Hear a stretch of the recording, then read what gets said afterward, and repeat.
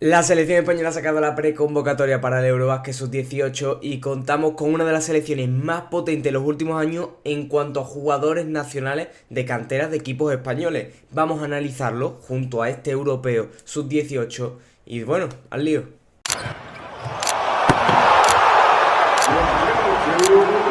Para mí estamos hablando del gran torneo internacional de formación que va a disputar España durante el verano. O sea, estamos hablando de que no va a jugar el Mundial Sub-17, de que no va a jugar el Mundial Sub-19 y puedo decirte que este Europeo Sub-18 puede cumplir las expectativas en cuanto a nivel de jugadores, en cuanto a nivel competitivo, porque van muy buenas selecciones, o sea, va a ser muy pero que muy difícil establecer un patrón de equipos favoritos, equipos no favoritos, porque van 5 o 6 selecciones donde no todas llegarán a semifinales y se puede tener mala suerte,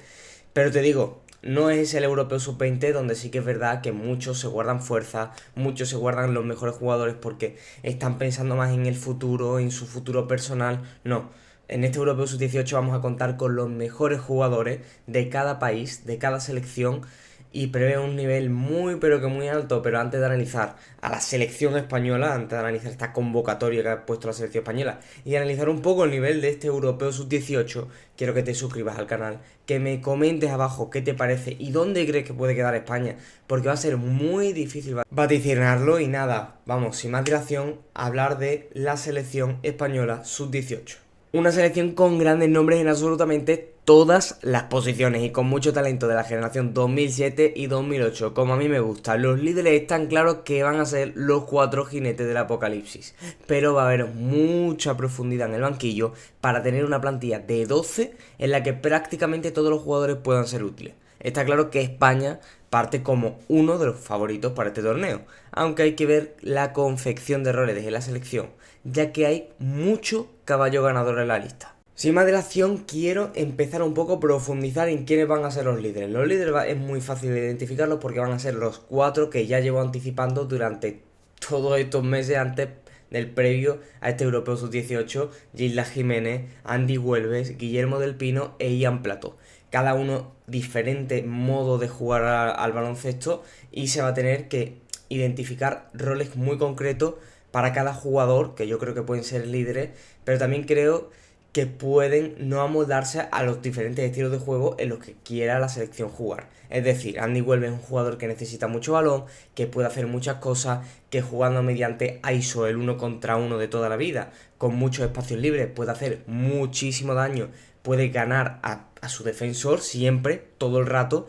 Gilda es más o menos igual, lo que pasa es que es un juego más físico, si se mete dentro del aro, o sea, habría que abrir espacio. Ian Plato es un juego mucho más lento, es un juego de cocinar a fuego lento la jugada, le llega el balón a Ian, movimiento en el poste, puede sacar ventaja desde ahí, y Guillermo del Pino es un juego más eléctrico, quizá un poco de más de movimiento de balón, buscando espacio, buscando ese hombre liberado, para que muchas veces le llegue el balón al propio Guillermo y pueda deslumbrarnos con ese tiro de tres. O sea, son cuatro formas diferentes de ver el baloncesto, quizás Andy y Gildas se parezcan un poco más, o sea, por el hecho de que Andy sí que es verdad que puede jugar con ese juego físico, también puede jugar con un juego más de tacto, de movimiento de balón, quizás el que mejor se amolde a los cuatro, ¿no? Pueda jugar los cuatro estilos, pero sí que es verdad que los otros tres, sobre todo me da mucho miedo Ian, ¿no? O sea, Ian sí que es un juego que en lo suyo es el mejor o de lo mejor que pueda haber en cuanto a su generación, pero si le sacamos de lo suyo, si le implementamos a lo mejor un juego más rápido, ¿cómo le puede costar? Ahí es donde puedo tener más dudas, pero sí que tengo claro que van a intentar buscar un estilo de juego que se pueda moldar a los cuatro, que los cuatro puedan estar a gusto, porque lo que no hay ninguna duda es que estos cuatro van a ser los líderes y esto lleva ya 2 semanas, 3 semanas en los que lo íbamos a saber y lo llevaba diciendo. Luego, a mí hay jugadores que no los llamaría de rol o no los llamaría importantes, sino un poco segunda espada, ¿no? O segunda línea, en donde yo meto a Ignacio Campoy. Yo creo que Ignacio Campoy ha sido el jugador español quizá más regular durante toda la temporada, o sea, un jugador que ha estado siempre al mismo nivel, no ha tenido a lo mejor muchos momentos de sobresaliente, que también los ha tenido, pero siempre ha estado alrededor del notable en la cantera del Real Madrid, en el Junior del Real Madrid, y yo creo que va a ser ese cuatro titular que acompaña a los cuatro jinetes del apocalipsis. También Máximo García Plata, que yo creo que le da mucha profundidad al banquillo de la selección española sub-18, un jugador que va a tener un rol importantísimo, que puede ser ese microondas desde el banquillo, que como te digo te puede aportar profundidad, pero también te puede aportar puntos en momentos en donde las papas queman, donde imaginemos que no tiene un buen partido Gildas en el tiro, imaginemos que Guillermo del Pino pues no le están entrando las cosas y necesitas un máximo, te puede arreglar la vida. También hay jugadores como Alfonso Rodríguez, donde yo creo que van a ser muy importantes a pesar de ser generaciones 2008, porque como te digo, la posición del interior va a depender mucho.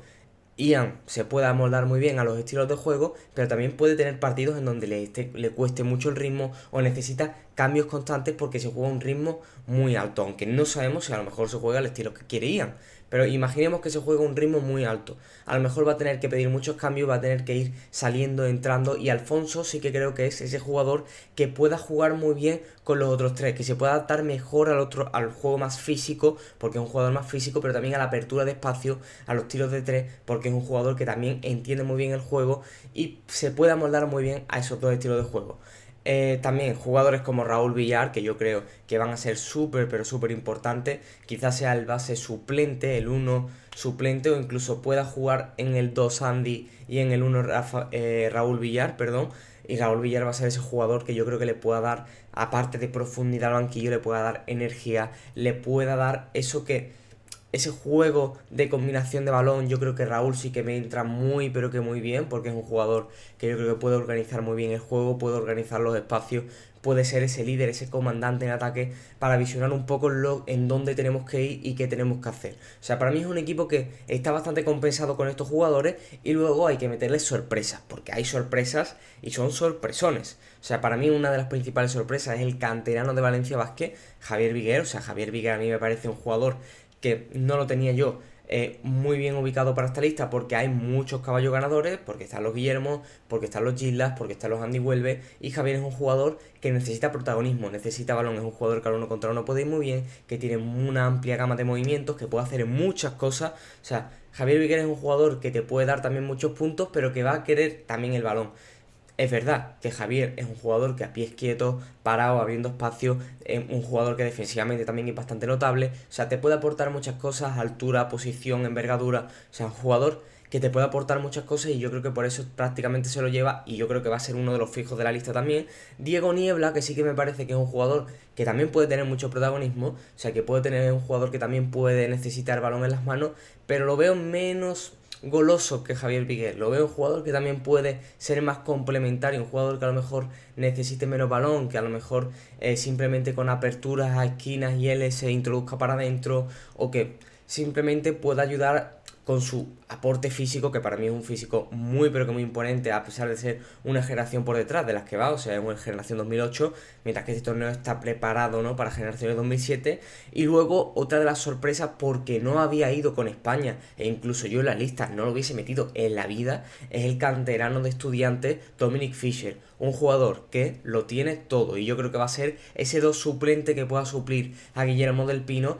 con un juego bastante similar, un juego bastante energético, que le puede dotar mucha velocidad al juego, gran tirador. También es un jugador que puede, aparte del 2, puede también entrar como uno, porque incluso en Estudiantes lo hemos visto muchas veces como uno, porque es un jugador que puede subir el balón, que puede jugar ese uno contra uno, que puede jugar ese ISO, ¿no?, ese aclarado rápido. Y yo creo que es un jugador que a mí me sorprende, pero creo que como puede estar confeccionada esta convocatoria, lo veo que tiene más sentido quizás en el 2 que en el 1, aunque puede ser ese tercer base que aporte algo diferente al equipo, ¿no? Porque Andy y Raúl quizás pues puedan aportar más organización al juego, Andy puede aportarlo todo, ¿no? Pero Raúl más organización, y quizás Dominic Fischer puede ser ese descontrol desde el 1 que pueda aportar al equipo pues un ritmo más alto en el juego, más puntos, o sea, un ritmo que a lo mejor le vendría mejor a Guillermo del Pino y se pueda moldar más a su estilo de juego. Pero bueno, como te digo, para mí es una plantilla que sinceramente me gusta mucho, porque es verdad que hay mucho gallo, y esto hay que admitirlo, y puede salir mal, porque hay mucho jugador que necesita mucho balón, pero si vemos un poco las confecciones de la plantilla, podemos más o menos vislumbrar cómo hay distintos jugadores que se pueden amoldar mejor a un estilo de juego, otros a otro, y que pueden haber distintas comparaciones. Creo que hay mucho jugador para que Ian se sienta cómodo, creo que hay mucho jugador para que Guillermo se sienta cómodo, creo que hay mucho jugador para que Gillas se sienta cómodo, y Andy se va a sentir cómodo con absolutamente todos los ritmos que le pongas porque es un jugador magnífico, al igual que Guille, al igual que Gillas y al igual que Ian, pero creo que sí que Andy está un poquito más preparado para asumir cualquier ritmo del partido. Creo que a lo mejor a Guille, como te digo, le hace falta un ritmo más alto, un ritmo en donde haya un descontrol para que él haga más, nos vislumbre más con sus cualidades, ¿no? Gillas quizás necesita un juego más físico, ¿no? Para que él pueda tirar hacia adentro y puede mostrarnos sus características, sus mejores características, que es ese físico imponente, esa entrada con contacto. Ian, pues a lo mejor necesita un ritmo muy lentito para que se cocine la jugada, para que él pueda sacar ventaja desde el poste y pueda encontrar, pues, donde él mejor se siente, que es en la lectura de juego. Como te digo, hay muchos ritmos del juego. Andy para mí los controla prácticamente casi todos, por eso creo que es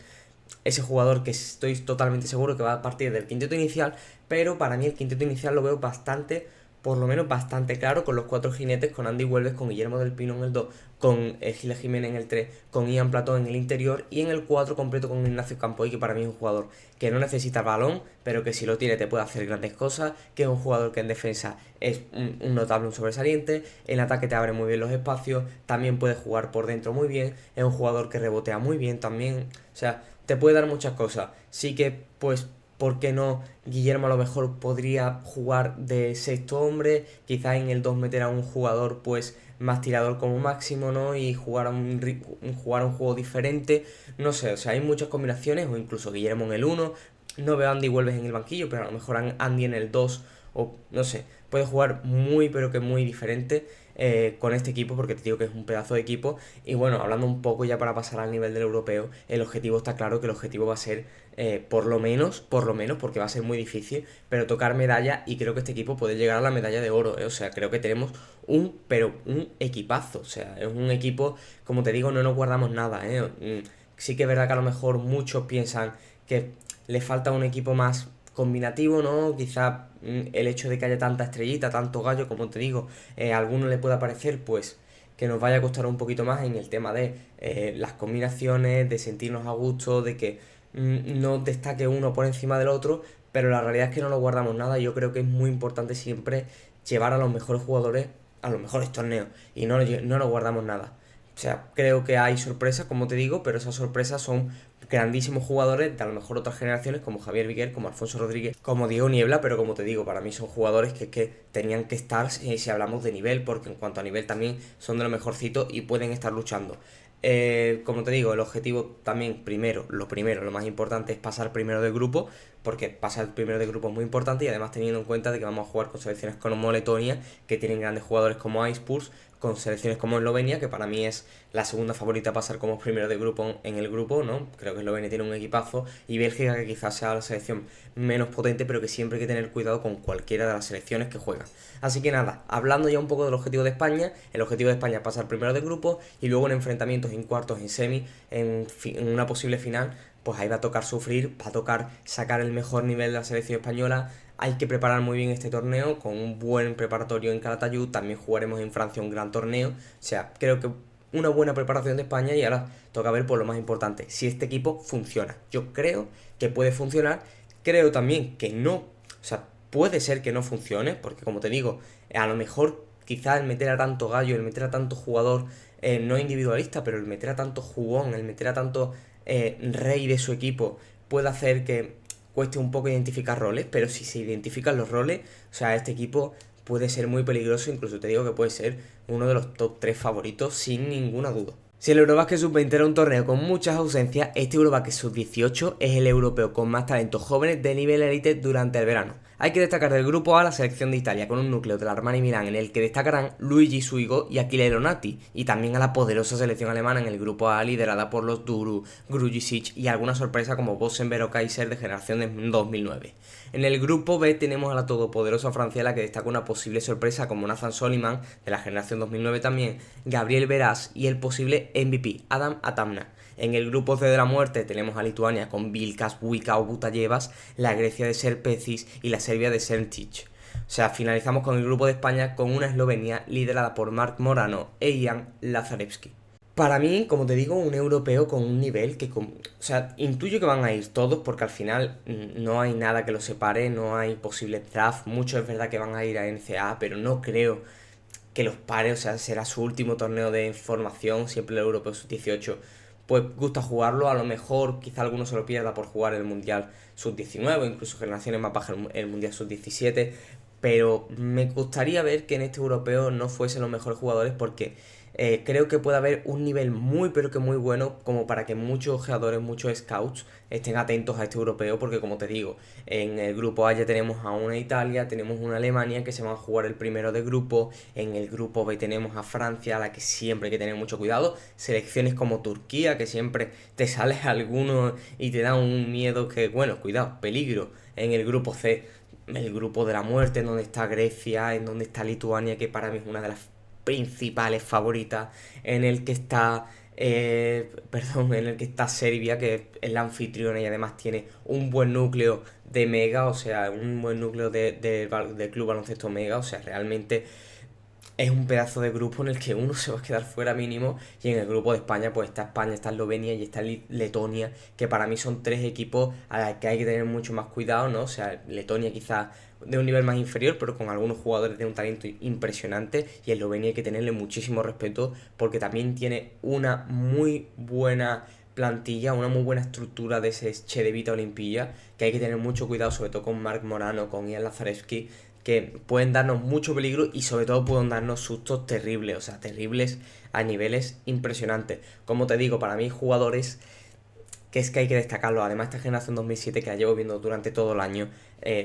esta generación 2007 tiene unos talentos impresionantes. Francia va a dar mucho miedo, o sea, vuelvo a decir, Francia va a dar mucho miedo porque para mí tiene jugadores impresionantes. Yo me quedo con Adam Matabna, para mí uno de los principales favoritos a ganar el MVP. Este año lo hemos visto en torneos Euroliga haciendo 51 puntos, o sea, un jugador que se le caen los puntos de la mano. También para mí Gabriel Verás puede ser ese jugador que lo vi en el Adidas Euroleague en Next Generation y para mí me parece un jugador impresionante que puede hacer muchísimas cosas. Y luego pues jugadores como Grujicic de la cantera del Barça en Alemania, que es un pepino, Luigi Suigo que lo vamos a ver el año que viene jugando al mayor de los niveles en la NCAA, es un interior que puede dar mucho miedo y que puede sacar muchos puntos en la pintura, quizás el mejor interior de este Europeo Sub-18. Luego la Serbia de Sersencic, o sea, perdón por no decirlo bien, pero es que el nombre es imposible, pero es un jugador Onyen, o sea, Onyen Sersencic, que es un jugador de